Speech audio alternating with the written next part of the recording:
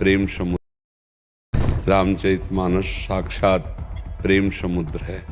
सिया राम का मूर्तिमान स्वरूप है। जो वांग में भगवान का स्वरूप है वो रामचरितमानस है। उसके गायन का मतलब है सिया राम की प्राप्ति। ऐसे रामचरितमानस पर कोई कैसे उंगली उठा सकता है? एक एक शब्द अपने आप में ब्रह्म, एक एक शब्द परमात्मा मैं है, ये समझो सब कुछ है। रामचरितमानस पर किसी भी सनातनी को संदेह नहीं करना चाहिए। रामचरितमानस एक ऐसा सदग्रंथ है जो जीवन का सार बता देता है। दर्शकों, इन तमाम धर्म गुरुओं ने रामचरितमानस का क्या सार बताया है, पहले आपको वो सुना देते हैं। सुनिएगा। हमारे धर्म गुरुओं ने आपको केवल एक कथा सुनाई कि भगवान श्री विष्णु स्वयं अवतार लेकर माता कौशल्या के गर्भ से जन्मे थे। उन्होंने जन्म के समय ही अपना चतुर्भुज रूप माता कौशल्या को दिखाकर स्पष्ट भी कर दिया था कि मैं भगवान विष्णु हूँ। उसके बाद जब श्री रामचंद्र जवान हुए तब उनका विवाह सीता जी से हुआ। राजा के घर जन्मे श्री रामचंद्र जी का ज्येष्ठ पुत्र होने के नाते राजा बनना तय था, परंतु राज्य अभिषेक से पहले ही उनको वनवास जाना पड़ा। उनके साथ उनकी पत्नी माता सीता जी व भाई लक्ष्मण भी गए। सीता जी का अपहरण निर्भाग रावण ने किया, अपना भी नाश कराया और श्री रामचंद्र जी को भी दुख पहुंचाया। 12 वर्ष तक श्री रामचंद्र जी सीता जी की खोज में लगे रहे। रावण से युद्ध किया, सीता जी को बचाया और 14 वर्ष का वनवास पूरा करके अयोध्या लौटे।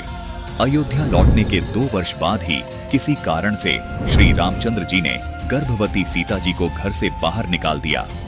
आजीवन पति पत्नी कभी नहीं मिल पाए, लेकिन हमेशा मर्यादाओं का पालन किया।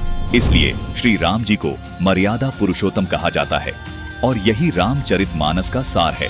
दर्शकों, ये था हमारे धर्म गुरुओं का श्री रामचरितमानस को लेकर दिया गया आज तक का ज्ञान।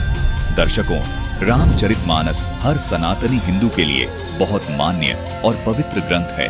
क्या ऐसा हो सकता है कि सिर्फ एक राजा और रानी वाली कहानी की तरह रामचरितमानस का सार होगा? बिल्कुल नहीं।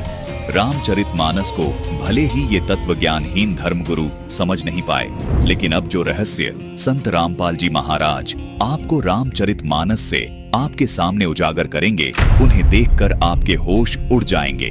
आज रामचरितमानस का असली सार आपके सामने उजागर होने जा रहा है, जो आज तक आप सभी सनातनी हिंदू भाई बहनों से छिपाया गया था। क्या आप यकीन कर सकते हैं कि ब्रह्मा विष्णु महेश किसी अन्य भगवान की भक्ति करते हैं? आपको इसी रामचरितमानस से प्रमाणित करके बताते हैं कि ब्रह्मा विष्णु महेश भी किसी अन्य भगवान की भक्ति करते हैं, जिससे सिद्ध होगा कि ब्रह्मा विष्णु महेश भी किसी प्रभु के भक्त हैं। अब आपको दिखाते हैं श्री रामचरितमानस से वह प्रमाण जिससे स्पष्ट होगा कि ब्रह्मा विष्णु महेश से ऊपर भी कोई भगवान है। बालकांड में एक प्रकरण आता है जब मनु और सतरूपा परमात्मा को पाने के लिए तपस्या करने लगते हैं। आइए देखते हैं मनु और सतरूपा किस परमात्मा की भक्ति कर रहे थे। ये है श्री रामचरितमानस से बालकांड का दोहा नंबर 143, जिसकी चौपाई नंबर 3 में लिखा है कि नेति नेति जेहि वेद निरूपा निजानंद निरूपाधि अनुपा शंभु विरंची विष्णु भगवाना उपजहीम जासु अंश ते नाना। जिन्हें वेद नेति नेति यानी यह भी नहीं कहकर निरूपण करते हैं, जो आनंद स्वरूप उपाधि रहित और अनुपम हैं, एवं जिनके अंश से अनेकों शिव ब्रह्मा और विष्णु भगवान प्रकट होते हैं। रामचरितमानस की इस चौपाई का भावार्थ है संखों ब्रह्मा विष्णु और शिव की आत्मा रूप में उत्पत्ति सच्चिदानंद घन ब्रह्म से हुई है। यहाँ बताने का अर्थ ये है सब आत्माओं की उत्पत्ति उसी पूर्ण परमात्मा से हुई है, जिससे शंखों ब्रह्मा विष्णु महेश जैसी आत्माएं उत्पन्न हो चुकी हैं। इसलिए रामचरितमानस में ये भी कहा गया है कि ईश्वर अंश जीव अविनाशी अर्थात सब जीव आत्माओं का जनक अविनाशी पूर्ण परमात्मा है। आत्म रूप में हम सब की उत्पत्ति परम अक्षर ब्रह्म से हुई है। इसमें ब्रह्मा विष्णु महेश भी शामिल हैं। इसलिए अविनाशी परमात्मा से उत्पन्न होने के कारण आत्मा भी अविनाशी है। जब तक आत्मा जीव रूप में इन स्थूल शरीरों में अन्य माता पिता से जन्म लेती रहती है, तब तक शरीर नाशवान होता है, जबकि आत्मा तब भी अविनाशी ही रहती है। इसलिए काल अर्थात क्षर पुरुष और दुर्गा तथा इनसे उत्पन्न ब्रह्मा विष्णु शिव व इनके अंतर्गत सभी जीव नाशवान है। इसीलिए कहा है कि आत्मा किसी की नहीं मरती, क्योंकि ये पूर्ण परमात्मा के द्वारा उत्पन्न हुई है। वहीं रामचरितमानस के बालकांड के दोहा नंबर 149 की चौपाई नंबर 3 में ब्रह्मा विष्णु महेश की उत्पत्ति काल ब्रह्म से बताई है। दर्शकों, यहाँ इन तीनों देवताओं के शरीर की उत्पत्ति काल ब्रह्म और दुर्गा देवी द्वारा मैथुन क्रिया से होने का प्रमाण है, अर्थात आत्मा रूप में तीनों भगवानों की उत्पत्ति पूर्ण परमात्मा से हुई है और बाद में स्थूल शरीर में पैदा करने वाले काल ब्रह्म और देवी दुर्गा जी हैं। यहाँ दर्शक भ्रमित न हो कि इस चौपाई में लिखा है कि तीनों देवता सच्चिदानंद ब्रह्म से पैदा हुए हैं, जबकि दूसरी चौपाई में लिखा है ब्रह्म से पैदा हुए हैं। यहाँ आपको दोनों चौपाइयों का भेद समझा दिया गया है। दर्शकों, परम अक्षर ब्रह्म से आत्म रूप में सब जीवों की उत्पत्ति कैसे हुई है, ये विस्तार से जानने के लिए संत रामपाल जी महाराज द्वारा बताई गई संपूर्ण सृष्टि रचना वीडियो अवश्य देखिए। दर्शकों, रामचरितमानस की चौपाइयों को देखने और समझने के बाद कोई संशय शेष नहीं रह जाता है। लेकिन हैरानी की बात है, हमारे हिंदू धर्म के शीर्ष शंकराचार्य आज भी ब्रह्मा विष्णु महेश की वास्तविक स्थिति को नहीं समझ पाए हैं। ये हैं हिंदू धर्म के शीर्ष शंकराचार्य जगन्नाथ पुरी के पीठाधीश्वर श्री निश्चलानंद सरस्वती जी महाराज। इनकी एक प्रवचन सभा में एक बच्चे ने बहुत ही सधा हुआ सवाल किया। पहले इस बच्चे का सवाल सुन लीजिए। मैं कक्षा 5 का छात्र हूँ और मेरा ये प्रश्न है कि शिव पुराण में तो ये लिखा है कि महादेव सबसे बड़े हैं और विष्णु पुराण में ये लिखा है कि विष्णु जी सबसे बड़े हैं, तो फिर कौन सबसे बड़ा है? दर्शकों, निसंदेह बच्चे ने बहुत अच्छा सवाल किया है, लेकिन क्या शंकराचार्य जी का जवाब भी इतना ही अच्छा होगा? सुनिए एक बार शंकराचार्य जी का जवाब। बहुत अच्छा प्रश्न। बैठो शर्मा जी, प्रेमनाथ प्रसिद्ध थे, बैठ।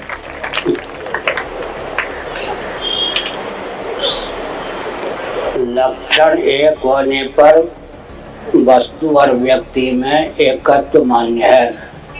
लक्षण साम्य से वस्तु साम्य के कारण वेदों में जो परमात्मा का लक्षण है वही लक्षण पौराणिक जगत में और वेदों में भी स्कंदोपनिषद आदि वेद हैं। एक ही परमात्मा सृष्टि के प्रारंभ में स्वयं को 5 रूपों में व्यक्त करते हैं। उत्पत्ति नामक कृत्य का निर्वाह करने के लिए स्वयं को हिरण्यगर्भ ब्रह्मा बना देते हैं, या हिरण्यगर्भ ब्रह्मा के रूप में व्यक्त होते हैं। स्थिति नामक कृत्य का पालन, रक्षण नामक कृत्य का निर्वाह करने के लिए वे विष्णु के रूप में, श्रीमन नारायण के रूप में स्वयं को प्रकट करते हैं। संहार नामक कृत्य का निर्वाह करने के लिए शिव के रूप में प्रकट करते हैं।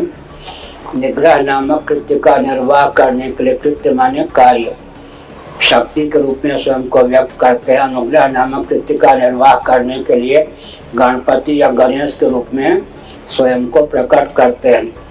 शिव पुराण में शिव जी को ब्रह्म कहा गया है, वही लक्षण विष्णु पुराण में विष्णु जी को लेकर है, देवी भागवत में देवी को लेकर है, गणेश पुराण में गणेश को लेकर है, सूर्य पुराण में सूर्य को लेकर है। तो लक्षण साम्य से वस्तु साम्य, सगुण साकार रूप है, लेकिन पूर्ण परमात्मा के ही सब अवतार है।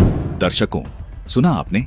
शंकराचार्य जी के जवाब को सुनकर कोई भी व्यक्ति ये नहीं बता सकता कि ब्रह्मा विष्णु व शिव में बड़ा कौन है तथा पूर्ण परमात्मा कौन है। और शायद इसीलिए आज तक हिंदू धर्म का सबसे बेबस चेहरा आज इन तस्वीरों के रूप में देखने को मिल रहा है। अगर इन शंकराचार्यों ने इस सवाल का सही जवाब दिया होता तो हर सभा में इनको इस सवाल का सामना न करना पड़ता। लेकिन दर्शकों, मायूस मत होइएगा। आज आपको प्रमाण सहित बताएंगे कि ब्रह्म पुराण में ब्रह्मा भगवान क्यों हैं, विष्णु पुराण में विष्णु भगवान क्यों है और शिव पुराण में शिव भगवान कैसे हैं। आज आपको इस पूरे रहस्य की जानकारी प्रमाण सहित दी जाएगी। सुनिए संत रामपाल जी महाराज के इस विषय पर ये विशेष सत्संग प्रवचन। जैसे ये साधक साधना करते थे, मेडिटेशन हठ योग करके समाधिस्थ होते थे, तो काल इनको भ्रमित करने के लिए किसी को तो विष्णु रूप में दर्शन दे देता, तो ऋषि महर्षि सोचते कि ये विष्णु जी देवता हैं, ये पूर्ण परमात्मा है, और उनको आकर पुल बांध देते कि आप ही समर्थ हो, आप ही सर्वशक्तिमान हो। मन समाधि दशा में आपके दर्शन हुए, आप खुद परमात्मा हो, आप अपने आप को छुपाए हो। तो इस बात से विष्णु जी फूल का दोना कोपा हो जाते और सोच लिया कि मैं ही भगवान हूँ। 1 ने 2 ने 10 ने 20 ने ऐसे ही कहा। फिर किसी को ये जैसे समाधिस्थ हो रहे, किसी को ब्रह्मा के रूप में दर्शन दे देता है, और वो जो थोड़ी बहुत मांगे को सिद्धि विद्धि उन्हें देकर अंतर्ध्यान हो जाता समाधि दशा में। तो वो क्या कहते थे कि हे भगवान, ये ब्रह्मा जी को कहते आप खुद पूर्ण परमात्मा हो, आप ही समर्थ हो, हमने समाधि दशा में आपका दर्शन पाए हैं, और आप ही समर्थ हो, आप अपने आप को छुपाए हुए हो, आप सृष्टि के रचनहार हो। और किसी को शिव रूप में दे देता है तो वो सोचते हैं शिव ही सृष्टि रचने वाला है, ये छुपाए हुए हैं अपने आप को। तो इसी आधार से ब्रह्मा जी ने तन्नो सोच लिया मैं सृष्टि करता, सब मेरे से उत्पन्न हुए। और विष्णु जी ने ये सोच लिया कि मैं सब का मालिक। एक दिन ब्रह्मा जी आ गए विष्णु जी के पास। ब्रह्मा जी को देखकर विष्णु उठे नहीं, ये जान करके मैं इससे बड़ा हूँ और मैंने इसकी उत्पत्ति की है, जैसे उसने और ऋषि महर्षियों से सुन रखी थी। उधर से ब्रह्मा जी ने सोचा कि मैं इसका बाप हूँ, मैं इसका जनक हूँ, और ये मेरी आदर भी नहीं कर रहा है। ब्रह्मा जी कहने लगे बेटा उठ देख, मैं तेरा बाप आया हूँ। हाँ, विष्णु जी कहें कि मैं तेरा बाप हूँ, तू तेरा जन्म मेरी नाभि कमल से हुआ है। इससे बात पर दोनों का झगड़ा हो गया। अब उन झगड़े को समाप्त करने के लिए इस काल ने, सदाशिव ने बीच में एक नूरी एक पिलर सा खड़ा कर दिया। तो ये दोनों ने झगड़ा था छिया दिया छोड़, उसको ढूंढने लगे उसके एंड को। कहने का भाव यह कि फिर ये शिव रूप में प्रकट हो गया।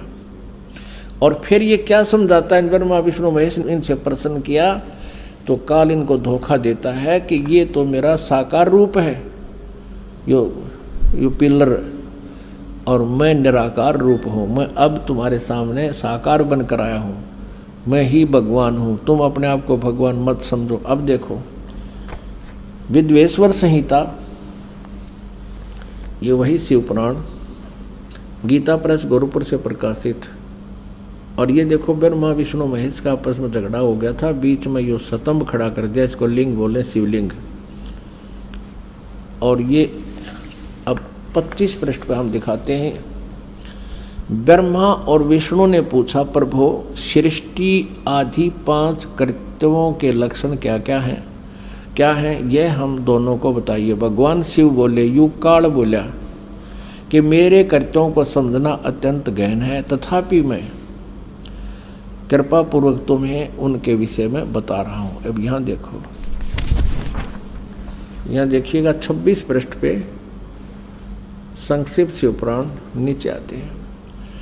अब ये काल शिव रूप में खड़ा क्या कह रहा है, पुत्रों तुम दोनों ने तपस्या करके प्रसन्न हुए मुझ परमेश्वर से सृष्टि और सतिथि नामक 2 कृत प्राप्त किए, ये तुमको बहुत प्रिय है। अब देखो ये तो 2 तो ये हो गए ब्रह्मा और विष्णु, और फिर क्या कहता है, इसी प्रकार मेरी विभूति स्वरूप रुद्र और महेश्वर ने, यू मैं गलत लिखा है, 2 अन्य उत्तम कृत संहार और तिरोभाव मुझसे प्राप्त किए हैं। तो 2 तो ब्रह्मा विष्णु महेश हो गए, और 2 ये रुद्र और महेश हो गए। बोलनिया 5वां इस सिद्ध हो गया कि ब्रह्मा विष्णु और रुद्र और महेश इस काल के ही पुत्र हैं। ये अपने पुत्र इस शिव को ही इन 11 रुद्रों का मुखिया बनाता है, इसलिए यही एक रुद्र रूप भी धारण करता है। वैसे वो लीला काल की ही होती है। तो यहाँ ये महेश और रुद्र को 4 सुनकर अब भ्रम ना पड़ना, हमने ये देखना है कि ये ब्रह्मा विष्णु और महेश ये इनसे न्यारा है जो इनका पिता जो ये बोल रहा है जिससे इनका जन्म हुआ है। हमने 4 सिद्ध करने थे ये न्यारे न्यारे। तो ब्रह्मा विष्णु और महेश, रुद्र भी इन्हीं की एक अलग से इन्होंने बना रखा मुखिया, वो अलग है। तो ये ब्रह्मा विष्णु और ये महेश ये इस काल के पुत्र हैं, ये सिद्ध करना था इनका जन्म, और दुर्गा इनकी माता है। दर्शकों, संत रामपाल जी महाराज ने पवित्र शास्त्रों से ये प्रमाणित कर दिया कि ब्रह्म पुराण में ब्रह्मा जी को सर्वशक्तिमान अर्थात बड़ा क्यों बताया है, विष्णु पुराण में विष्णु जी को और शिव पुराण में शिव जी को बड़ा क्यों बताया है। संत रामपाल जी महाराज ने प्रमाणित किया है कि काल ब्रह्म ने जिन ऋषियों को समाधि दशा में ब्रह्मा रूप में दर्शन दिए, उन ऋषियों ने मान लिया कि ब्रह्मा जी ही सबके रचयिता हैं और सबसे श्रेष्ठ हैं। इनसे ही ये देवता उत्पन्न हुए हैं। फिर उन ऋषि जनों ने ब्रह्मा पुराण में ब्रह्मा जी की महिमा का गुणगान करते हुए ब्रह्मा जी को सबसे बड़ा लिख दिया। इसी प्रकार इस काल ब्रह्म ने, जो कि इन तीनों देवताओं का पिता है, उसने जिन ऋषियों को विष्णु रूप में दर्शन दिए, उन्होंने विष्णु जी को सबसे बड़ा मान लिया और विष्णु पुराण में सबका रचयिता विष्णु जी को बता दिया। इसी प्रकार जिन ऋषियों को इस काल ब्रह्म ने शिव रूप में दर्शन दिए, उन्होंने शिव को सबका रचयिता मान लिया और शिव पुराण में शिव की महिमा का गुणगान करते हुए शिव को सबसे बड़ा बता दिया। आज संत रामपाल जी महाराज ने शिव पुराण से सिद्ध कर दिया कि जिस प्रकार काल ब्रह्म ने शिव रूप में प्रकट होकर दोनों देवताओं का अर्थात ब्रह्मा और विष्णु का युद्ध रुकवाया, तो सबने मान लिया कि शिव ही भगवान है, जबकि यहाँ एक शंकर और खड़े हैं और रुद्र भी वही है। इससे सिद्ध होता है कि ये काल ब्रह्म ही इन तीनों देवताओं का रूप बनाकर प्रकट होता है। दर्शकों, अगर आप ये सोच रहे हैं कि काल ब्रह्म खुद ऋषियों के सामने क्यों नहीं आ जाता, ब्रह्मा विष्णु महेश के रूप में क्यों आता है, आपकी इस शंका के समाधान के लिए संत रामपाल जी महाराज ने सृष्टि रचना नामक वीडियो में इस रहस्य को विस्तार से बताया है, जिसका लिंक हमने डिस्क्रिप्शन बॉक्स में दे दिया है। फिर भी संक्षिप्त जानकारी के लिए आपको गीता जी अध्याय 7 का श्लोक 24 व 25 देखना चाहिए। इन श्लोकों में काल ब्रह्म कहता है कि बुद्धिहीन पुरुष मेरे अनुत्तम अर्थात घटिया परम भाव को नहीं जानते। श्लोक 25 में कहा है कि मैं अपनी योग माया से छिपा रहता हूँ, सबके प्रत्यक्ष नहीं होता। दर्शकों, काल ब्रह्म द्वारा ये नियम बनाने का कारण ये है कि इस संसार में जितने भी जीव है, उन सबको खाने वाला यही काल ब्रह्म है, जो गीता जी अध्याय 11 के श्लोक 32 में कहता है कि मैं काल हूँ और इस समय इन सब योद्धाओं को खाने के लिए प्रवृत्त हुआ हूँ। दर्शकों, इस बात का प्रमाण ऋग्वेद में भी मिलता है, जिसमें 2 भगवानों का जिक्र है, एक खाने वाला और एक न खाने वाला। जो खाने वाला भगवान है वो यही काल ब्रह्म है। यही काल ब्रह्म अपना उल्लू सीधा करने के लिए पुरंज में प्रवेश करके दैत्यों का नाश करता है और यही काल ब्रह्म पुरुकुत्स में प्रवेश करके गंधर्वों का नाश करता है तथा उपस्थित ऋषियों को विष्णु रूप में दर्शन दे देता है, जिससे मौजूद ऋषियों को भ्रम हो जाता है कि विष्णु जी ही ये सब कार्य कर रहे हैं, जबकि पुरुकुत्स के शरीर में प्रवेश करके खुद काल ब्रह्म गंधर्वों का नाश करता है। और इसी प्रकार श्री कृष्ण में प्रवेश करके गीता का ज्ञान देता है और अर्जुन को युद्ध के लिए तैयार करके करोड़ों योद्धाओं का नाश करवा देता है। दर्शकों, काल ब्रह्म जीवों को क्यों खाता है तथा काल ब्रह्म को अपनी पत्नी दुर्गा को ये वचन क्यों देना पड़ा कि आज के बाद मैं कभी किसी को दर्शन नहीं दूंगा? ये जानने के लिए डिस्क्रिप्शन बॉक्स में दी गई सृष्टि रचना के लिंक पर जाकर संत रामपाल जी महाराज द्वारा बताए गए इस रहस्य को प्रमाण सहित अवश्य देखिएगा। संत रामपाल जी महाराज ने पवित्र शास्त्रों से सिद्ध कर दिया है कि इन तीनों देवताओं में से कोई भी पूर्ण परमात्मा नहीं है, बल्कि ये तीनों तो 3 लोक में एक एक विभाग के स्वामी है। ब्रह्मा को उत्पत्ति का कार्य मिला है, विष्णु को पालन का और शिव को संहार का कार्य मिला है। ये तीनों देवता स्वर्ग लोक, पाताल लोक और पृथ्वी लोक पर एक एक विभाग के स्वामी हैं, जबकि काल के 21 ब्रह्मांड में बहुत से लोक हैं, लेकिन इन तीनों देवताओं का अधिपत्य केवल स्वर्ग लोक, पाताल लोक और पृथ्वी लोक पर ही है। वास्तव में संत रामपाल जी महाराज ने इस बच्चे के सवाल का सटीक और शास्त्र प्रमाणित जवाब दिया है। देखिए किस प्रकार ब्रह्मा और विष्णु को भी खुद के ईश होने का भ्रम हो गया था और किस प्रकार काल ब्रह्म ने उनको ये साफ किया कि आप तीनों देवता ईश नहीं हैं। ईश यानी भगवान नहीं है, अर्थात सबके धारण पोषण करने वाले नहीं हैं। ये है शिव महापुराण हिंदी टीका सहित भाग 1 विधा वृद्धि। पंडित ज्वाला प्रसाद जी मिश्र कृत हिंदी टीका सहित, जिसके प्रकाशक हैं खेमराज श्री कृष्ण दास, जो कि मुंबई से प्रकाशित है। इसके रुद्र संहिता 1 अध्याय 6 से 10 में लिखा है कि दोनों के युद्ध को देखते हुए काल यानी ब्रह्म, जो तीनों देवताओं के पिता हैं, अपने तीसरे पुत्र शिव का रूप बनाकर युद्ध के मैदान में प्रकट हो जाते हैं। तभी काल ब्रह्म शिव के रूप में उनके सामने आते हैं और कहते हैं कि अज्ञानतावश तुम दोनों ने अपने आप को भगवान मान लिया। तुम ईश नहीं हो, तुम भगवान नहीं हो। यही बताने के लिए मैं रण स्थान पर आया हूं। दर्शकों, शिव पुराण में यहाँ स्पष्ट लिखा है कि काल ब्रह्म शिव में प्रकट होकर ब्रह्मा और विष्णु को कह रहा है कि तुमने जो अज्ञानता से अपने को ईश माना, ये बड़ा अद्भुत हुआ। अर्थात तुम ईश नहीं हो, तुम भगवान नहीं हो। तुम्हारा ये भ्रम दूर करने के लिए ही मैं यहाँ रण स्थान पर प्रकट हुआ हूँ। दर्शकों, यही भ्रम हिंदू धर्म के बहुत से धर्म गुरुओं को हो रखा है, जबकि हमारे पुराण ये स्पष्ट कर रहे हैं कि ये तीनों देवता पूर्ण परमात्मा नहीं हैं, इनसे ऊपर कोई और भगवान है। दर्शकों, आइए अब आपको एक और प्रमाण दिखाते हैं जिसमें स्पष्ट होता है कि यह तीनों देव नाशवान हैं और देवी दुर्गा इनकी माता है। ये है संक्षिप्त देवी भागवत, जिसके पेज 138 पर विष्णु भगवान देवी दुर्गा से कहते हैं कि तुम शुद्ध स्वरूपा हो। यह सारा संसार तुमसे उद्भासित हो रहा है। मैं यानी विष्णु, ब्रह्मा और शंकर तुम्हारी कृपा से विद्यमान है। हमारा तो आविर्भाव यानी जन्म, तिरोभाव यानी मृत्यु हुआ करता है। केवल तुम ही नित्य हो, जगत जननी हो, प्रकृति और सनातनी देवी हो। दर्शकों, ये प्रकृति शब्द भी आप ध्यान में रखना। प्रकृति इसी दुर्गा को कहते हैं। ये हम आपको आगे चलकर गीता जी से प्रमाणित करेंगे। दर्शकों, इस लेख से ये बात स्पष्ट हुई कि तीनों देवता ब्रह्मा, विष्णु और शिव नाशवान हैं और उनकी माता देवी दुर्गा हैं। आगे भगवान शिव यानी शंकर जी देवी दुर्गा को कहते हैं कि हे देवी, यदि महाभाग विष्णु तुम ही से प्रकट हुए हैं, तो उनके बाद उत्पन्न होने वाले ब्रह्मा भी तुम्हारे ही बालक हुए, तो फिर मैं तमोगुणी लीला करने वाला शंकर तुम्हारी संतान नहीं हुआ? यानी मुझे भी उत्पन्न करने वाली तुम ही हो। आगे कहते हैं कि हे देवी, इस संसार की सृष्टि, स्थिति और संहार में तुम्हारे गुण सदा समर्थ हैं। उन्हीं तीनों गुणों से उत्पन्न हम यानी ब्रह्मा, विष्णु और शंकर नियमानुसार कार्य में तत्पर रहते हैं।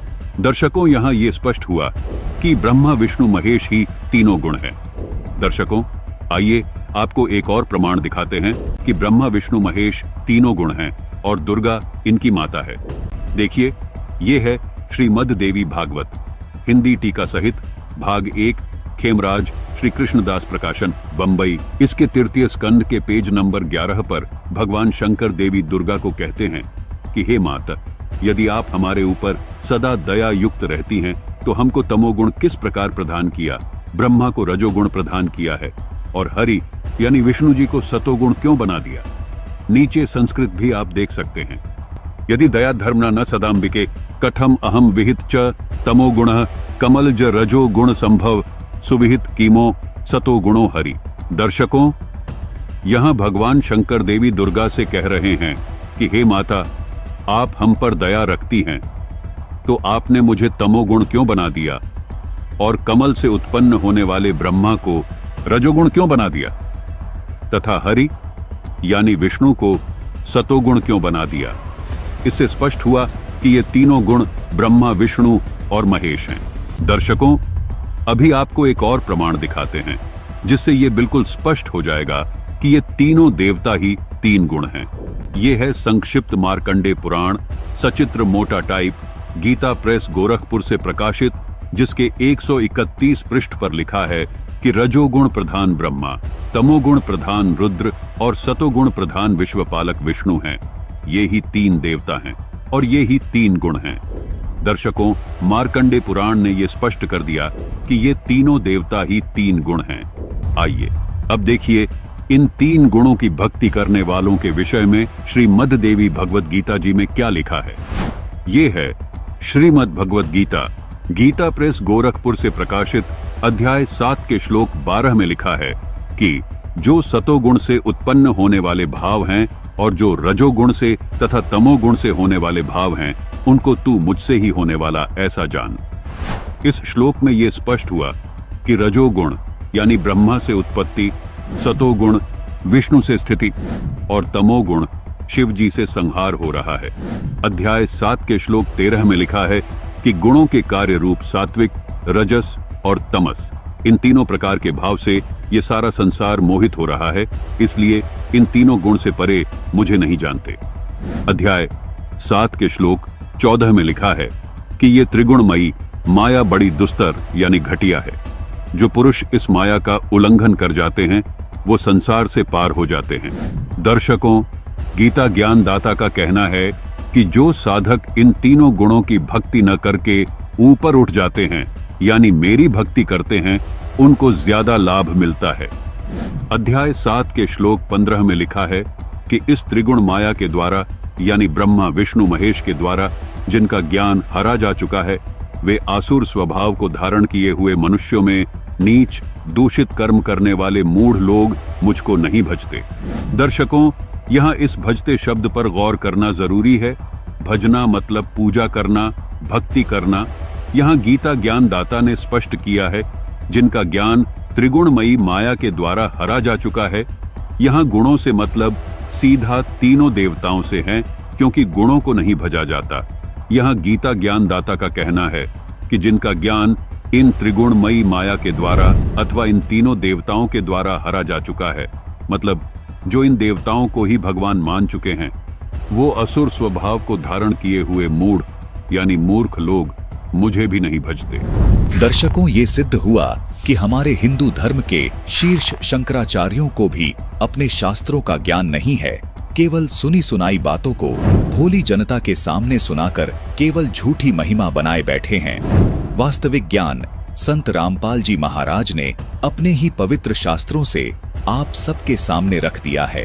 दर्शकों, ऐसा नहीं है कि आदरणीय शंकराचार्य जी पुराणों को नहीं मानते। हिंदू धर्म में प्रत्येक व्यक्ति और स्वयं शंकराचार्य जी भी पुराणों को परम सत्य मानते हैं। देखिए, शंकराचार्य जी स्वयं इस बात की पुष्टि कर रहे हैं। तो शंकराचार्य जी क्या पुराणों को भी सत्य मानते हैं? परम सत्य। आप जी पुराणों को भी सत्य मानते हैं? मानते हैं। क्या आप जी पुराणों को सत्य मानते हैं? सत्य ही है। क्या आप पुराणों को भी सत्य मानते हैं? नहीं, पुराण सत्य है। पुराण को हम कैसा सत्य माने? हमारे लिए पुराण सत्य ही है। दर्शकों, यदि पुराण परम सत्य हैं और पुराणों में ब्रह्मा विष्णु महेश के पिता सदाशिव अर्थात काल ब्रह्म है और इनकी माता देवी दुर्गा जी हैं, तो फिर शंकराचार्य जी जो ज्ञान इस बच्चे को दे रहे हैं वो क्या है? दर्शकों, आखिर समाज के सामने ब्रह्मा विष्णु महेश को सर्वशक्तिमान बताकर भ्रमित क्यों किया जा रहा है? तीनों देवताओं को एक ही तत्व बताकर बार बार झूठ बोला जाता है, जबकि ब्रह्मा विष्णु महेश 3 देवता हैं और तीनों देवी दुर्गा और काल ब्रह्म के पुत्र हैं। ये बात संत रामपाल जी महाराज ने अपने पवित्र पुराणों से सिद्ध कर दी है। लेकिन ये तमाम धर्मगुरु शास्त्र विरुद्ध ज्ञान देकर समाज को सर्व सुखों से और पूर्ण मोक्ष से वंचित कर रहे हैं। आज संत रामपाल जी महाराज के अतिरिक्त इस धरती पर कोई पूर्ण संत नहीं है।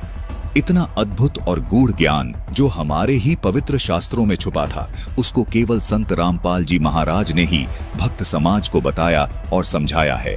दर्शकों, रामचरितमानस, शिव पुराण, देवी भागवत पुराण, मार्कंडे पुराण तथा श्रीमद् भगवत गीता जी से ये स्पष्ट हो गया कि ब्रह्मा विष्णु महेश ये तीनों काल ब्रह्म और देवी दुर्गा के पुत्र हैं, लेकिन आत्मा रूप में सबकी उत्पत्ति पूर्ण परमात्मा से हुई है।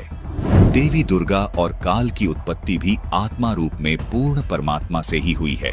रामचरितमानस की इस चौपाई में बिल्कुल स्पष्ट है कि वेद जिन्हें नेति नेति कहकर निरूपण करते हैं वो आनंद स्वरूप, उपाधि रहित और अनुपम है, जिनके अंश से अनेकों शिव, ब्रह्मा और विष्णु भगवान प्रकट होते हैं। कि वेदों में जिसको पूर्ण परमात्मा बताया गया है वो पूर्ण परमात्मा इतना समर्थ है कि ब्रह्मा, विष्णु और महेश उनके अंश से आत्म रूप में प्रकट हुए हैं। यहाँ स्पष्ट है कि ब्रह्मा, विष्णु और शिव पूर्ण परमात्मा नहीं है। जिसके अंश से ये तीनों देवता उत्पन्न होते हैं वो पूर्ण परमात्मा है। रामचरितमानस में कहा है कि ईश्वर अंश जीव अविनाशी, चेतन अमल सहज सुखरासी, यानी ईश्वर से ही उत्पन्न होने के कारण आत्मा अविनाशी है, यानी आत्मा कभी नहीं मरती। जिस परमेश्वर से जीव आत्मा उत्पन्न हुआ है वह परमेश्वर अविनाशी, चेतन, निर्मल और स्वभाव से सुख की राशि है। लेकिन सब जीवों के शरीर नाश हो जाते हैं, जिसका समर्थन गीता अध्याय 15 श्लोक 16 भी करता है। आत्मा को अविनाशी इसीलिए कहा गया है क्योंकि आत्मा रूप में ब्रह्मा, विष्णु, महेश, दुर्गा व क्षर पुरुष यानी गीता ज्ञान दाता तथा सर्व प्राणियों की उत्पत्ति उसी पूर्ण परमात्मा ने की है। इसलिए रामचरितमानस में लिखा है कि अनेकों ब्रह्मा, विष्णु, महेश उस सच्चिदानंद ब्रह्म से आत्मा रूप में उत्पन्न होते हैं। जिस परमात्मा से सभी प्राणी आत्मा रूप में उत्पन्न हुए हैं, उस परमात्मा को गीता अध्याय 15 श्लोक 17 में उत्तम पुरुष कहा गया है। उसी परमात्मा को तीनों लोकों में धारण पोषण करने वाला परमात्मा तथा वास्तव में अविनाशी परमेश्वर कहा गया है। गीता अध्याय 4 श्लोक 5 और 9 में तथा गीता जी अध्याय 2 श्लोक 12 में तथा गीता अध्याय 10 श्लोक 2 में गीता ज्ञान दाता यानी क्षर पुरुष ने अपने आप को नाशवान कहा है तथा स्वीकार किया है कि अर्जुन मेरे और तेरे बहुत जन्म हो चुके हैं, उनको तू नहीं जानता, मैं जानता हूँ। इससे सिद्ध हो जाता है कि क्षर पुरुष यानी गीता ज्ञान दाता जो ब्रह्मा, विष्णु, महेश के स्थूल शरीर का पिता है वो भी अविनाशी नहीं है, उसका शरीर भी नष्ट होता है। अब आपको गीता अध्याय 15 श्लोक 16 से भी स्पष्ट करते हैं। इस श्लोक में कहा है कि दो पुरुष हैं, क्षर पुरुष और अक्षर पुरुष, तथा इनके अंतर्गत सब प्राणियों के शरीर तो नाशवान है, यानी ये सब नष्ट होते हैं, परंतु आत्मा सबकी अविनाशी है। इसलिए ही रामचरितमानस में कहा है कि ईश्वर अंश जीव अविनाशी, चेतन अमल सहज सुखरासी, यानी परमात्मा का अंश होने के कारण आत्मा का कभी नाश नहीं होता। गीता अध्याय 15 श्लोक 17 में पूर्ण परमात्मा को उत्तम पुरुष और अविनाशी इसलिए कहा गया है क्योंकि उत्तम पुरुष यानी पूर्ण परमात्मा का शरीर भी अविनाशी है। इस उत्तम पुरुष को परमात्मा भी इसलिए कहा गया है क्योंकि ये पूर्ण रूप से अविनाशी है, सब आत्माओं का स्वामी है, जिसका शरीर भी कभी नष्ट नहीं होता। इस उत्तम पुरुष के लोक में किसी प्रकार का कोई दुख नहीं है, ये किसी को दुख नहीं देता, सिर्फ सुख ही सुख देता है। इसलिए इसी परमात्मा को रामचरितमानस में सुख की राशि भी कहा है। जिस गीता ज्ञान दाता काल के लोक में हम रह रहे हैं, इस लोक के मालिक को परमात्मा नहीं कहा जा सकता क्योंकि इस काल लोक में कोई सुखी नहीं है। इसलिए पूरी गीता जी में गीता ज्ञान दाता ने अपने को कहीं भी परमात्मा नहीं कहा, केवल उस उत्तम पुरुष को ही परमात्मा तथा अविनाशी परमेश्वर कहा है। दर्शकों, गीता जी में अन्य स्थानों पर जहां भी परमात्मा शब्द से संबोधन किया गया है वो इसी उत्तम पुरुष अर्थात सच्चिदानंद घन ब्रह्म के विषय में बोला गया है। अर्थात पूर्ण परमात्मा का शरीर कभी नष्ट नहीं होता। इसीलिए इस श्लोक में लिखा है कि वो उत्तम पुरुष तो अन्य ही है जो वास्तव में अविनाशी है, उसी को परमात्मा कहा गया है। संत रामपाल जी महाराज सभी को आदि सनातनी भक्ति पर इसलिए दृढ़ कर रहे हैं ताकि हम सब आदि सनातनी भक्ति करके उस उत्तम पुरुष के अविनाशी लोक में चले जाएं, जहां जाने वाली सभी जीवात्माओं को भी अविनाशी शरीर प्राप्त होता है। अविनाशी शरीर होने के कारण उस शाश्वत लोक में पुनर्जन्म व मृत्यु नहीं होती, जहां जाने के बाद साधक लौटकर इस काल लोक में कभी वापस नहीं आते। इसी को पूर्ण मोक्ष कहा जाता है। गीता अध्याय 18 श्लोक 62 में गीता ज्ञान दाता इसी अविनाशी लोक की बात कर रहा है। यही वो शाश्वत यानी सदा रहने वाला स्थान सतलोक है, जहां जाने के बाद साधक इस संसार में यानी इस क्षर पुरुष गीता ज्ञान दाता जो ब्रह्मा, विष्णु, महेश के स्थूल शरीर का पिता है, इस ब्रह्म के लोक में लौटकर कभी वापस नहीं आते। उस सनातन परम धाम यानी सतलोक में जाने के बाद ही आत्मा को अविनाशी शरीर प्राप्त होता है, जिस शरीर का कभी नाश नहीं होता। उस परम धाम यानी सतलोक में वृद्ध अवस्था नहीं होती, वहां शरीर सदा ही युवा रहता है, किसी के शरीर की मृत्यु नहीं होती, वहां आत्मा को हमेशा के लिए अमर शरीर प्राप्त होता है। इसी को पूर्ण मोक्ष कहते हैं, क्योंकि गीता ज्ञानदाता ने गीता अध्याय 18 के श्लोक 62 में कहा है कि हे अर्जुन, तू सर्वभाव से उस परमात्मा की शरण में जा। उस परमात्मा की कृपा से तू परम शांति और सनातन परम धाम को प्राप्त होगा। फिर गीता अध्याय 15 के श्लोक 4 में कहा है कि तत्वदर्शी संत से तत्व ज्ञान प्राप्त करने के पश्चात परमेश्वर के उस परम पद की खोज करनी चाहिए, जहां जाने के बाद साधक लौटकर संसार में कभी वापस नहीं आते, अर्थात उनका पूर्ण मोक्ष हो जाता है। दर्शकों, वो सनातन परम धाम यही सतलोक है, जिसको संत रामपाल जी महाराज ने सृष्टि रचना नामक वीडियो में बहुत ही विस्तार से समझाया है। इस वीडियो का लिंक हमने डिस्क्रिप्शन बॉक्स में दे दिया है। जबकि तथाकथित धर्म गुरु इन्हीं तीनों देवताओं को पूर्ण परमात्मा बताकर भक्त समाज को गलत भक्ति बता रहे हैं, बल्कि रामचरितमानस से ये स्पष्ट हुआ कि यह पूर्ण परमात्मा नहीं है। मनु और शत्रुपा आदि सनातनी पूजा करते थे, यानी श्री रामचरितमानस बाल कांड में बताए गए सच्चिदानंद ब्रह्म का स्मरण करते थे। गीता जी में भी इसी सच्चिदानंद ब्रह्म की साधना करने को कहा है। गीता अध्याय 17 श्लोक 23 में इसी सच्चिदानंद ब्रह्म को पाने का ओम तत् सत मंत्र बताया गया है, जो सांकेतिक है। सतयुग में इन्हीं मंत्रों का जाप किया जाता था। आगे चलकर ऋषियों ने अपने मत अनुसार मनमानी साधना शुरू कर दी, जो सनातनी पूजा के पतन का कारण बना। गीता अध्याय 4 श्लोक 34 में इस मंत्र की सही जानकारी तत्वदर्शी संत से प्राप्त करने को कहा है। इसी सच्चिदानंद ब्रह्म को गीता अध्याय 15 श्लोक 17 में उत्तम पुरुष कहा गया है। कहा है कि यही उत्तम पुरुष तीनों लोकों में प्रवेश करके सबका धारण पोषण करता है। इसी सच्चिदानंद ब्रह्म को गीता अध्याय 8 श्लोक 3 में परम अक्षर ब्रह्म कहा है। गीता अध्याय 8 श्लोक 8, 9, 10 में इसी सच्चिदानंद ब्रह्म की महिमा बताई गई है। गीता अध्याय 18 श्लोक 62 में भी इसी सच्चिदानंद ब्रह्म की शरण में जाने को कहा गया है। गीता ज्ञानदाता अध्याय 18 श्लोक 64 में इसी सच्चिदानंद ब्रह्म को अपना इष्ट देव बता रहा है। दर्शकों, गीता अध्याय 15 श्लोक 4 में भी गीता ज्ञानदाता स्वीकार करता है कि गीता अध्याय 4 श्लोक 34 में बताए तत्वदर्शी संत से ज्ञान प्राप्त करके उसके पश्चात परमेश्वर के उस परम पद की खोज करनी चाहिए, जहां जाने के पश्चात साधक फिर लौटकर संसार में कभी नहीं आते। जिस परमेश्वर से इस संसार रूपी वृक्ष की प्रवृत्ति विस्तार को प्राप्त हुई है, यानी जिसने सर्व सृष्टि की रचना की है, उसकी भक्ति करो। मैं भी उसी परमेश्वर की शरण में हूँ।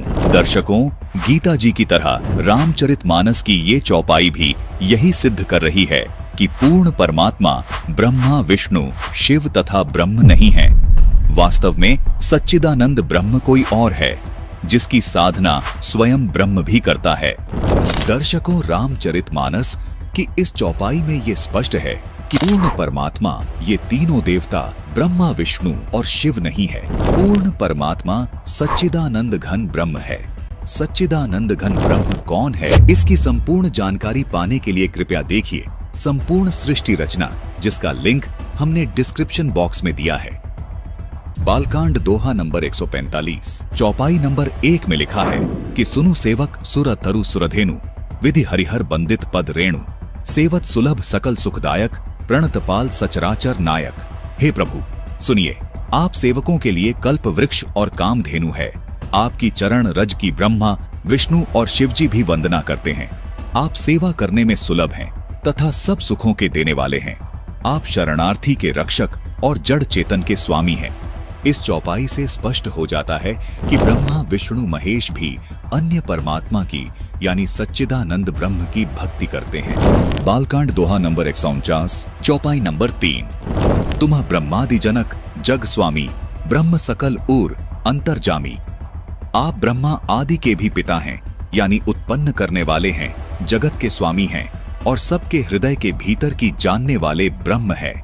दर्शकों, इस चौपाई में ये बताया गया है कि काल ब्रह्म ब्रह्मा, विष्णु और शिव आदि के जनक हैं, अर्थात काल ब्रह्म के अंतर्गत आने वाले सभी लोकों में रहने वाले प्राणियों के स्थूल शरीर की उत्पत्ति काल ब्रह्म और दुर्गा देवी से हुई है। यहाँ दर्शक भ्रमित न हो कि रामचरितमानस के बालकांड के दोहा नंबर 143 की चौपाई नंबर 3 में लिखा है कि उस सच्चिदानंद ब्रह्म से अनेकों ब्रह्मा विष्णु महेश उत्पन्न हुए हैं, और बालकांड के दोहा नंबर 149 की चौपाई नंबर 3 में लिखा है कि ब्रह्मा विष्णु महेश ब्रह्म से उत्पन्न हुए हैं। ये फर्क क्यों है? दर्शकों, इस चौपाई में ब्रह्मा विष्णु महेश को जन्म देने वाले की बात हो रही है, और इस चौपाई में काल ब्रह्म, देवी दुर्गा और ब्रह्मा विष्णु महेश सहित सभी आत्माओं को आत्मा रूप में प्रकट करने वाले सच्चिदानंद घन परमात्मा की बात हो रही है। काल ब्रह्म सहित 21 ब्रह्मांड में मौजूद सभी प्राणी इसी परमात्मा के अंश हैं। सब आत्माओं का स्वामी परम अक्षर ब्रह्म है, जिसमें काल अर्थात ये ब्रह्म, दुर्गा अर्थात ये जगमुला तथा ब्रह्मा विष्णु महेश व संसार के सभी प्राणी शामिल हैं। जबकि इस चौपाई में ये बताया है कि ब्रह्मा विष्णु महेश आदि का जन्म ब्रह्म और दुर्गा से हुआ है। दर्शकों, इस चौपाई में जिस ब्रह्म की बात हो रही है, यही ब्रह्मा विष्णु महेश का पिता है। इसी ब्रह्म को गीता अध्याय 15 श्लोक 16 में क्षर पुरुष कहा गया है। दर्शकों, क्षर का अर्थ नाशवान होता है, जैसा कि आप यहाँ गीता अनुवाद में भी देख रहे हैं, और यही बात इसी काल ब्रह्म ने गीता अध्याय 2 श्लोक 12 में, गीता अध्याय 4 श्लोक 5 और 9 में, गीता अध्याय 10 के श्लोक 2 में भी स्वीकार की है। कहा है कि अर्जुन, तेरे और मेरे बहुत जन्म हो चुके हैं, अर्थात तेरी और मेरी जन्म मृत्यु होती रहती है, अर्थात मैं भी नाशवान हूँ, अर्थात क्षर ब्रह्म हूँ। क्षर ब्रह्म का अर्थ है नाशवान प्रभु। गीता अध्याय 8 श्लोक 13 में भी इस ब्रह्म की साधना का एक ओम मंत्र बताया गया है। गीता अध्याय 14 श्लोक 3 में भी इसी ब्रह्म गीता ज्ञान दाता ने अपनी पत्नी मूल प्रकृति यानी दुर्गा को बताया है। फिर आगे गीता अध्याय 14 श्लोक 4 में इसी ब्रह्म ने कहा है कि ये मूल प्रकृति यानी दुर्गा सभी प्राणियों की माता है, और इस प्रकृति यानी दुर्गा की योनि में बीज स्थापित करने वाला मैं पिता ब्रह्म हूँ। फिर आगे गीता अध्याय 14 श्लोक 5 में इसी ब्रह्म ने कहा है कि हे अर्जुन, सत्व गुण, रजोगुण और तमोगुण ये प्रकृति से उत्पन्न तीनों गुण अविनाशी जीवात्मा को शरीर में बांधते हैं। मार्कंडेय पुराण से आपको पहले ही प्रमाणित कर चुके हैं कि रजोगुण ब्रह्मा जी हैं, तमोगुण शंकर जी हैं और सतोगुण विष्णु जी हैं। यही 3 देवता हैं, यही 3 गुण हैं। दर्शकों, इससे सिद्ध होता है कि ये तीनों देवता सत्वगुण विष्णु, रजोगुण ब्रह्मा और तमोगुण शिव जी ये प्रकृति अर्थात दुर्गा से उत्पन्न हुए हैं। दर्शकों, ये ब्रह्म कौन है? तीनों देवता दुर्गा और काल से कैसे उत्पन्न हुए? पूर्ण परमात्मा कौन है? इसकी संपूर्ण जानकारी पाने के लिए संपूर्ण सृष्टि रचना देखिए, जिसका लिंक हमने डिस्क्रिप्शन बॉक्स में दिया है। बालकांड दोहा नंबर 147 चौपाई नंबर 1 में लिखा है कि पद राजीव बरणी नहीं जाही, मुनि मन मधुप बसही जेन्ह माही, बाम भाग शोभति अनुकूला, आदिशक्ति छबिनिधि जगमूला। जिनमें मुनियों के मन रूपी भौरे बसते हैं, भगवान के उन चरण कमलों का तो वर्णन ही नहीं किया जा सकता। भगवान के बाएं भाग में सदा अनुकूल रहने वाली शोभा की राश से जगत की मूल कारण रूपा आदि शक्ति श्री जानकी जी सुशोभित है। दर्शकों, अनुवादकर्ता ने यहाँ आदि शक्ति जगमूला का अर्थ श्री जानकी जी अर्थात सीता जी कर दिया, जबकि मूल पाठ में स्पष्ट लिखा है कि आदि शक्ति छवि निधि जगमूला ये जगमूला दुर्गा देवी हैं। लेकिन अनुवादकर्ताओं ने श्री राम जी को मद्देनजर रखते हुए यहाँ जगमूला का अर्थ जानकी अर्थात सीता जी कर दिया। यहाँ आदि शक्ति जगमूला दुर्गा देवी अर्थात प्रकृति देवी हैं। दर्शकों, इस दोहे में स्पष्ट किया गया है कि काल ब्रह्म के बाएं भाग में श्री दुर्गा जी विराजमान रहती हैं। धार्मिक मान्यता है कि पत्नी पति के बाम भाग में विराजे। यहाँ दुर्गा जी अर्थात आदि शक्ति जगमूला का ब्रह्म के बाम भाग में बैठने का वर्णन है। दर्शकों, अब चौपाई नंबर 2 पर आते हैं। बालकांड के दोहा नंबर 147 की चौपाई नंबर 2 में लिखा है कि जासु अंश उपजहिं गुणखानी, अगणित लच्छी उमा ब्रह्माणी। दर्शकों, इस पंक्ति में भी दुर्गा जी की महिमा का वर्णन है। कहा है जिनके अंश से अर्थात दुर्गा जी के अंश से अगणित लक्ष्मी, पार्वती और ब्रह्माणी त्रिदेवों की शक्तियां अर्थात तीनों देवताओं की पत्नियां उत्पन्न होती हैं। भ्रिकुटी, बिलास, जासू जग होई अर्थात दुर्गा जी के बोहों के इशारे से ही जगत की रचना हो जाती है। अब इस दोहे की ये जो पंक्ति है जिसमें लिखा है कि राम बाम दिसि सीता सोई, यहाँ पर सीता जी का श्री राम जी के बाएं भाग में बैठने का वर्णन है। दर्शकों, यहाँ सीता जी का जिक्र केवल उदाहरण के तौर पर किया गया है। कहा है कि जिस प्रकार सीता जी श्री राम जी के बाम भाग में बैठती हैं, उसी प्रकार देवी दुर्गा जी भी ब्रह्म के बाम भाग में बैठती हैं। ऊपर वाली इस चौपाई में दुर्गा जी द्वारा ब्रह्म के बाएं भाग में बैठने की बात कही गई है और इस पंक्ति में राम के बाएं भाग में सीता जी के बैठने की बात कही गई है। इसी प्रकार ब्रह्मा जी के बाएं भाग में सावित्री जी बैठी होती हैं और शिव जी के बाएं भाग में पार्वती जी बैठी होती हैं। ठीक इसी प्रकार यहाँ श्री राम अर्थात विष्णु जी के बाएं भाग में सीता जी अर्थात लक्ष्मी जी बैठी हैं। जिस प्रकार श्री राम जी श्री विष्णु जी के अवतार हैं अर्थात विष्णु जी ही श्री राम हैं, उसी प्रकार सीता जी लक्ष्मी जी का अवतार है अर्थात सीता जी ही लक्ष्मी जी हैं। सीता जी को दुर्गा जी नहीं कह सकते क्योंकि सीता जी अर्थात लक्ष्मी जी तो दुर्गा जी अर्थात जगमूला से उत्पन्न होती है। रामचरितमानस की इस चौपाई में भी स्पष्ट लिखा है कि उस आदिशक्ति जगमूला से अनेकों लक्ष्मी, पार्वती तथा ब्रह्माणी उत्पन्न होती हैं। इससे सिद्ध होता है कि सीता जी जगमूला नहीं है। इस चौपाई में आदिशक्ति दुर्गा देवी जी का ब्रह्म के बाएं भाग में बैठने का वर्णन है और इस चौपाई में ये बताया गया है जैसे सीता जी श्री राम जी के बाम भाग में बैठती हैं, उसी प्रकार देवी दुर्गा जी भी ब्रह्म के बाम भाग में बैठती हैं। दर्शकों, सीता जी तो श्री राम जी के बाम भाग में बैठी दिखाई देती हैं, लेकिन दुर्गा जी काल ब्रह्म के बाम भाग में बैठी दिखाई नहीं देती। तुलसीदास जी को दिव्य दृष्टि प्राप्त थी, इसलिए उनको ये दृश्य दिख रहा था कि जिस प्रकार सीता जी श्री राम के बाम भाग में बैठी हैं, उसी प्रकार दुर्गा जी भी ब्रह्म के बाम भाग में बैठी हैं। इसलिए दर्शक अनुवाद को देखकर भ्रमित न हो कि सीता जी आदि शक्ति हैं अर्थात जगमूला हैं। आदि शक्ति दुर्गा देवी हैं। इसी देवी दुर्गा से लक्ष्मी, पार्वती और ब्रह्माणी अर्थात सावित्री की उत्पत्ति हुई है।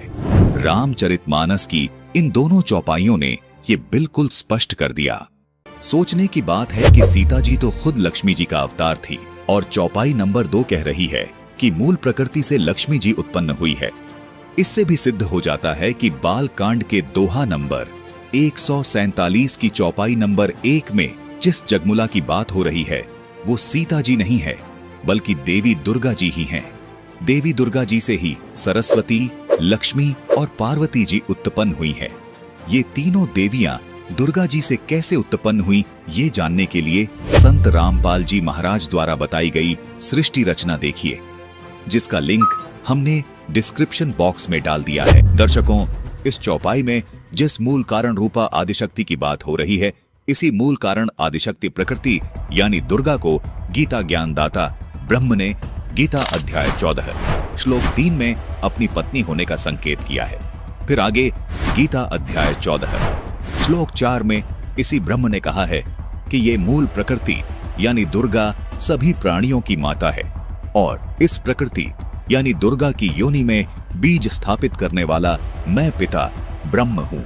फिर आगे गीता अध्याय 14 श्लोक 5 में इसी ब्रह्म ने कहा है कि हे अर्जुन, सत्व गुण, रजोगुण और तमोगुण ये प्रकृति से उत्पन्न तीनों गुण अविनाशी जीवात्मा को शरीर में बांधते हैं।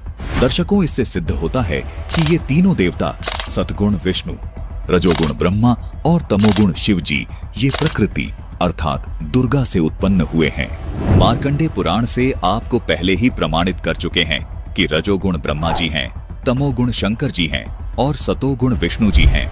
यही 3 देवता हैं, यही 3 गुण हैं। दर्शकों, यही प्रमाण हमें देवी भागवत पुराण में भी मिलता है। दर्शकों, ये है देवी भागवत पुराण 3रा स्कंद, जिसमें विष्णु जी देवी दुर्गा की स्तुति करते हुए कहते हैं कि तुम शुद्ध स्वरूपा हो, ये सारा संसार तुम्ही से उद्भासित हो रहा है।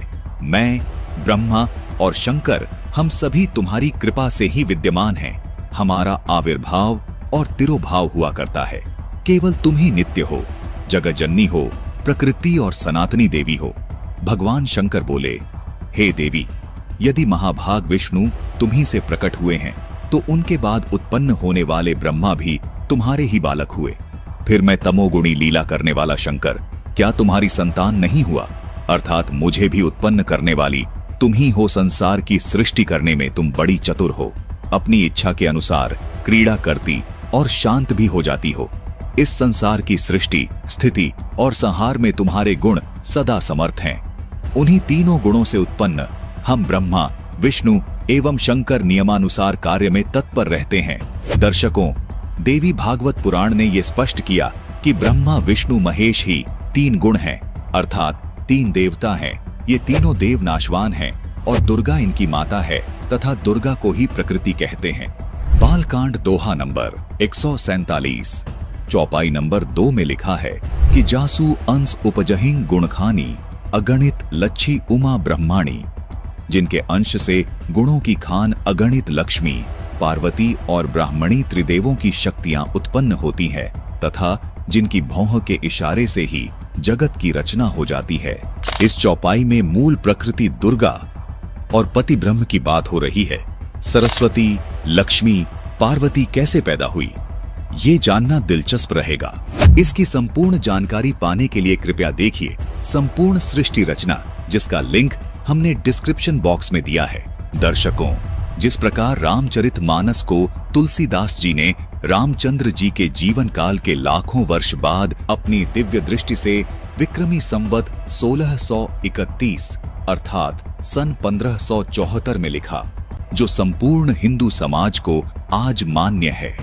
इसी प्रकार संत गरीबदास जी महाराज को कबीर परमात्मा ने दिव्य दृष्टि देकर सूक्ष्म वेद यानी अमर ग्रंथ विक्रमी संवत 1787 सन 1730 में लिखवाया था। कबीर परमात्मा ने स्वयं इस दिव्य ज्ञान को कबीर सागर में लिपिबद्ध करवाया, क्योंकि सूक्ष्म वेद में लिखी सब बातें इसलिए भी प्रमाणित हैं क्योंकि यह सब प्रमाणित ग्रंथों से मेल खाती है।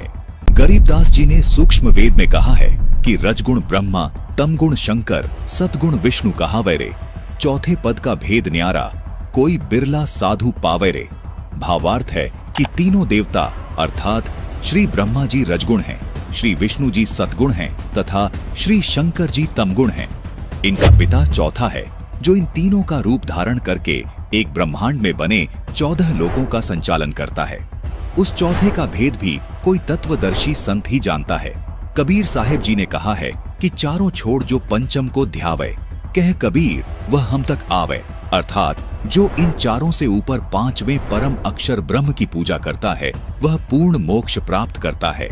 जो प्रमाण आपको रामचरितमानस में मिले वो सूक्ष्म वेद में विस्तार से मिलते हैं। दर्शकों, रामचरितमानस से ये स्पष्ट हुआ कि पूर्ण परमात्मा श्री कृष्ण उर्फ विष्णु जी नहीं हैं, लेकिन हमारे धर्मगुरु क्यों इन पवित्र शास्त्रों के विपरीत ज्ञान दे रहे हैं।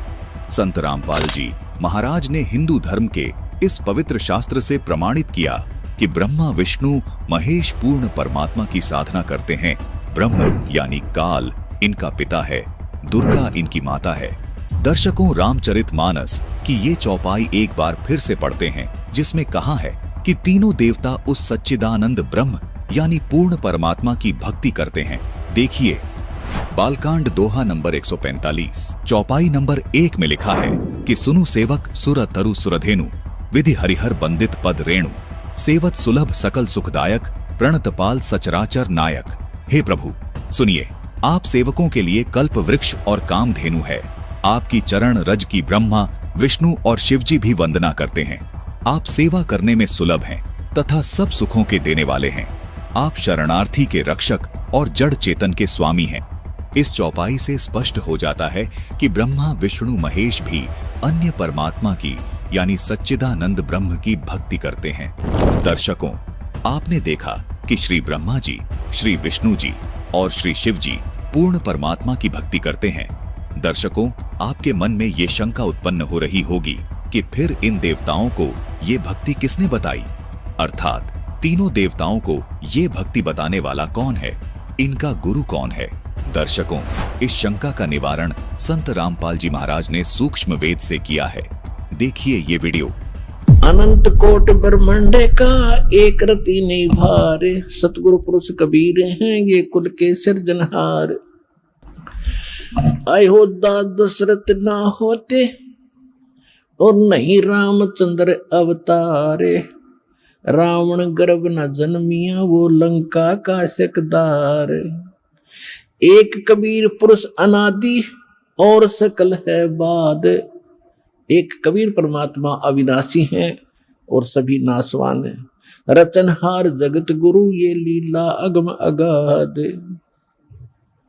आगम संदेशा आदि है ये होते सूर्य न चंद। गरीबदास जी बता रहे हैं कि पहले सूरज चंद भी नहीं थे, वो पहले की कथा सुनाता हूं। शिव वृंच पतियां भय ये बारू जेते अंधे। गरीब सिंधु शब्द में सैले कर फिर आए ब्रह्मा पास। गरीबदास जी कहते हैं कबीर साहब ने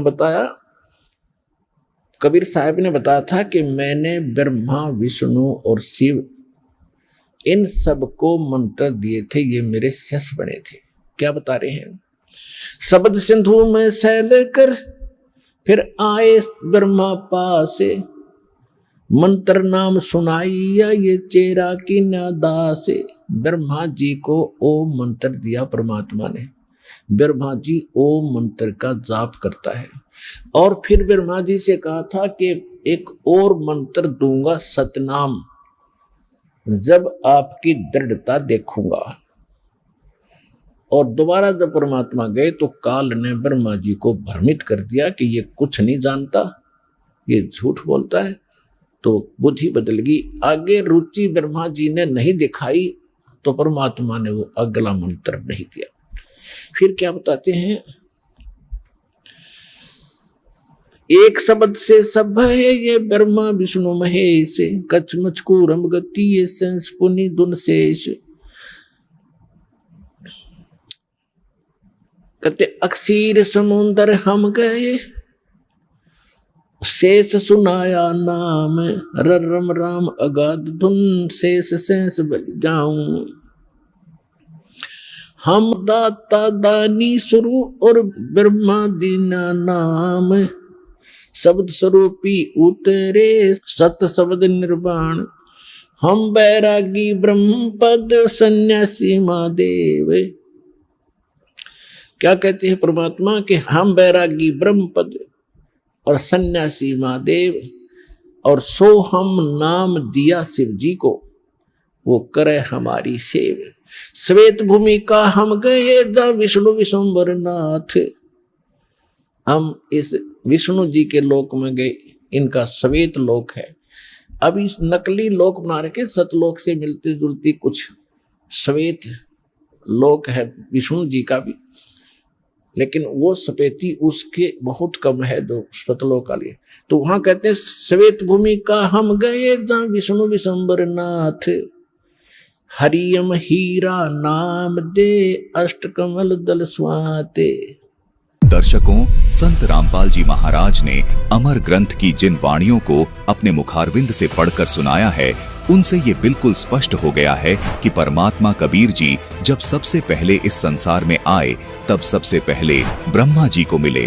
ब्रह्मा जी ने कबीर परमात्मा के ज्ञान को बड़ी रुचि से सुना और ओम नाम कबीर परमात्मा से प्राप्त किया। इसी प्रकार शंकर जी के पास आए, उनको ज्ञान सुनाया। शंकर जी ने कबीर परमात्मा से सोहम मंत्र प्राप्त किया। उसके बाद कबीर परमात्मा जी विष्णु जी के पास आए, उनको हरिम नाम दिया। इसी प्रकार दुर्गा जी और गणेश जी को भी कबीर परमात्मा मिले। गणेश जी को किलिम मंत्र दिया और दुर्गा जी को श्रीम मंत्र दिया। इन सभी को कबीर परमात्मा ने अपनी महिमा और ज्ञान बताया था और एक एक मंत्र इनको दिया था, क्योंकि ये देवतागण भी कबीर प्रभु के बच्चे हैं। क्योंकि पिता की दृष्टि में सर्व संतान एक समान होती है। पूर्ण ब्रह्म कबीर देव सभी को सुखी देखना चाहते हैं, इसलिए इन देवताओं को शरण में लेने के लिए प्रभु कबीर देव जी ने इन देवताओं को एक एक नाम प्रदान किया, ताकि ये देवतागण इन नामों का जाप करते रहें। और सुखी रहें। ये देवतागण खुद भी कबीर प्रभु द्वारा दिए गए नाम का जाप करते हैं, इसलिए इन नामों का जाप करने वाले साधक को ये देवतागण तुरंत लाभ प्राप्त करवाते हैं। इस विषय पर संत रामपाल जी महाराज ने बड़े सरल और प्रमाणित तरीके से प्रकाश डाला है, सुनिए। अब जैसे परमात्मा कहते हैं, इन तीनों को हमने प्रथम बार एक एक मंत्र दिया ताकि इनकी दृढ़ता देखूं, ये कुछ विश्वास मेरे पर करेंगे तो कंप्लीट कोर्स दूंगा। तो कहते हैं हम श्वेत भूमि का हम गए जहां विष्णु विशंबर नाथ और हरियम हीरा नाम दे और अष्ट कमल दल स्वाथ, जहां विष्णु जी रहते हैं नाभि कमल में, इसके अष्ट कमल हैं और इनको हरियम नाम दिया। अब ये भी हरियम नाम जाप करते हैं और हम इनको इसी नाम से पुकारते हैं, हम भी वही जाप करते हैं। तो इनको कसक होती है कि ये उसी परम संत से ही संबंधित हैं और उससे आकर्षित होकर के, विवश होकर के, अब देखो पुण्यात्मा परमात्मा कितने दयालु हैं। अब जैसे आप ब्लूटूथ से एक मोबाइल में दूसरे मोबाइल में कोई चीज डालते हो तो दोनों ओपन करने पड़ते हैं, इसी प्रकार परमात्मा ने वो पहले ओपन कर रखे हैं। अरीब तुम अपना ओपन कर लो, अपने आप को शक्ति आप में आनी शुरू हो जाएगी। उनके तो पहले ओपन कराई। तो कहने का बात यह है कि जो जो नाम इन सभी देवों को मालिक ने दे रखे हैं, ये उन्हीं का जाप करते हैं। ये इनकी पूजा नहीं समझना, मंत्र इनसे लाभ लेने के हैं ये। और वही मंत्र आज आप जाप कर रहे हो तो ये विवश है, इनके बस की बात नहीं, क्योंकि वो पहले ब्लूटूथ ओपन कर दिए भगवान ने, उनके पहला करे, अब आपके कर दिए। लूट लो लूट इस राम नाम की। दर्शकों, जिस प्रकार रामचरितमानस को तुलसीदास जी ने रामचंद्र जी के जीवन काल के लाखों वर्ष बाद अपनी दिव्य दृष्टि से विक्रमी संवत 1631 अर्थात सन 1574 में लिखा, जो संपूर्ण हिंदू समाज को आज मान्य है, इसी प्रकार संत गरीबदास जी महाराज को कबीर परमात्मा ने दिव्य दृष्टि देकर सूक्ष्म वेद यानी अमर ग्रंथ विक्रमी संवत 1787 सन 1730 में लिखवाया था। कबीर परमात्मा ने स्वयं इस दिव्य ज्ञान को कबीर सागर में लिपिबद्ध करवाया, क्योंकि सूक्ष्म वेद में लिखी सब बातें इसलिए भी प्रमाणित हैं क्योंकि यह सब प्रमाणित ग्रंथों से मेल खाती है। गरीबदास जी ने सूक्ष्म वेद में कहा है कि रजगुण ब्रह्मा, तमगुण शंकर, सतगुण विष्णु कहावे रे, चौथे पद का भेद न्यारा, कोई बिरला साधु पावे रे। भावार्थ है कि तीनों देवता अर्थात श्री ब्रह्मा जी रजगुण हैं, श्री विष्णु जी सतगुण हैं तथा श्री शंकर जी तमगुण हैं। इनका पिता चौथा है जो इन तीनों का रूप धारण करके एक ब्रह्मांड में बने 14 लोकों का संचालन करता है। उस चौथे का भेद भी कोई तत्वदर्शी संत ही जानता है। कबीर साहिब जी ने कहा है कि चारों छोड़ जो पंचम को ध्यावे, कह कबीर वह हम तक आवे, अर्थात जो इन चारों से ऊपर पांचवें परम अक्षर ब्रह्म की पूजा करता है वह पूर्ण मोक्ष प्राप्त करता है। जो प्रमाण आपको रामचरितमानस में मिले वो सूक्ष्म वेद में विस्तार से मिलते हैं। दर्शकों, जिस प्रकार